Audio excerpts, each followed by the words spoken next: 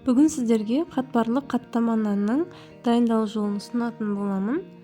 Видеоны соңына дейін көріп, лайк басып, комментарий жазып, және арнаға тіркелуді ұмытпаңыздар. Өте дәмді болып шығады. Ең алдымен қамыр дайындайтын боламыз. Ол үшін 1 шай қасық тұз, 125 мл жылы су, 1 жұмыртқа. Осы заттарды жақсылап араластырып, електен өткізілген 250 грамм ұнымызды салатын боламыз. Қамырымыз орташа болады, яғни қатты да емес, жұмсақ та емес.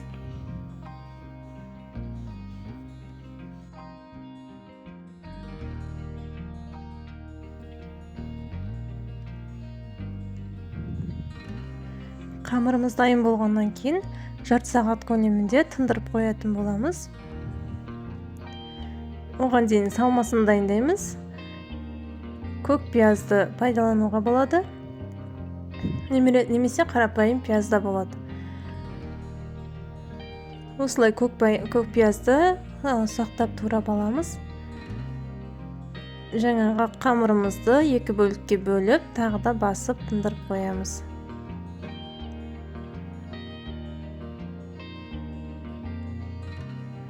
15 минут өткеннен кейін бірінші қамырымызды алып, жақсылап ұн сеуіп, жұп-жұқа етіп жаямыз.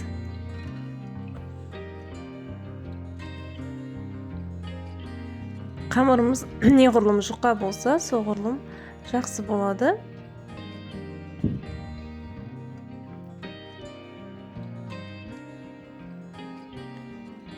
Екінші қамырды жайып жатырмыз. Бірінші қамырды жайып болғаннан кейін басқа бір орынға астына сүлгі немесе жаңағы жабыспайтындай бір зат қойып, үстіне оқтаумен алып қойып қоясыздар.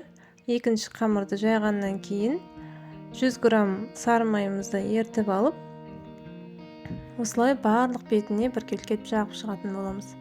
Одан кейін жаңағы көк пиязымызды саламыз. Оның үстіне жаңағы дайындап алған қамырымызды бетіне оқтаумен орап әкеліп жабатын боламыз. Енді қалған майымызды осы қамырдың бетіне жағамыз.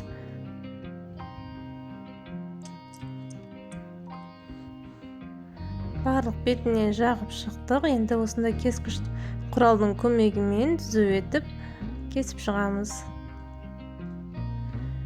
Сіздерде мұндай құрал болмаса, қарапайым пышақтың көмегімен де кесуге болады.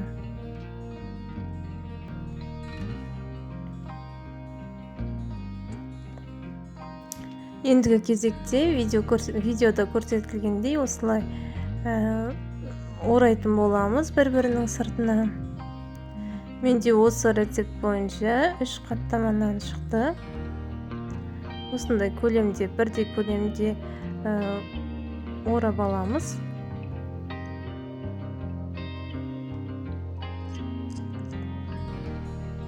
Одан кейін 40-45 минут көлемінде тоңазытқышқа қойып қоятын боламыз.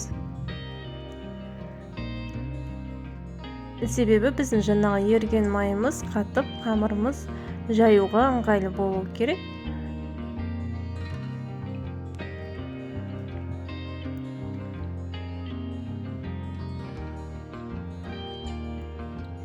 Минуттан кейін қамырымызды осылай алдымен қолмен ақырындап басып, одан кейін бетіне осылай целлофан жапқан ыңғайлы болады екен. Біркелкі жайылады және жаңағы майымыз оқтауға жабыспайтын болады.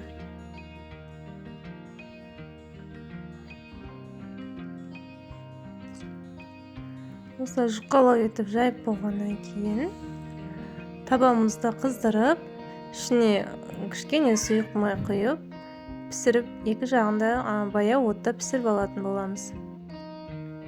Болмаса духовкада да пişirүүгө болот пештеде.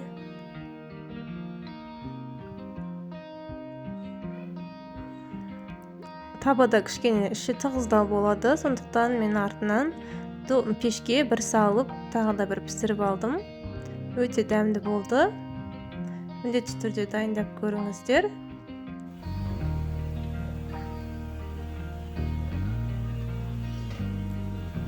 Балаларга катты унады. Астарыңыз дәмдүү, берекелүү болсун.